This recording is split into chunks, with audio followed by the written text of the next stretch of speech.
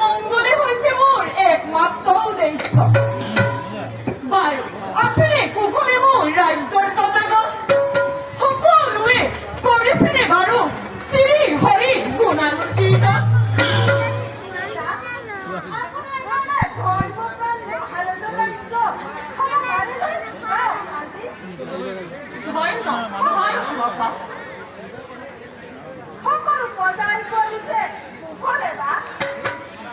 তোমাৰ দৰে গুণৱান পুত্ৰৰ লগত থাকোঁতে নাই কোনো মোৰ চিন্তাৰ কাৰণ।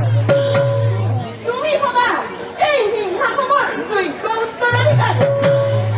কদাপি পুত্ৰসমূহ কৰিবান জ্ঞান শ্ৰী হৰি চৰণ ভজিবলৈ কদাপিও নেৰিবা।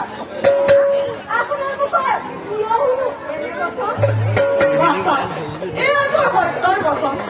পিতাৰ পিছত উত্তৰ ৰজা হ'বলৈ লাগিব। তোমাৰ দৰে যোগ্য পুত্ৰ সিংহাসন অৰ্পণ কৰি মনত গৈ মই শান্তিৰে কৰি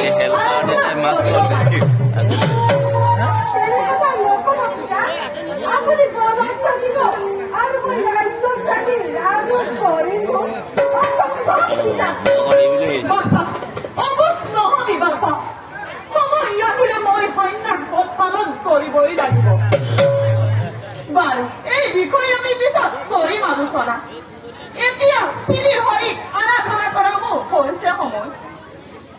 বল পিতা, আপোনাৰ পূজাৰ সম্ভাৰ আজি মই কৰি দিম যোগাৰ।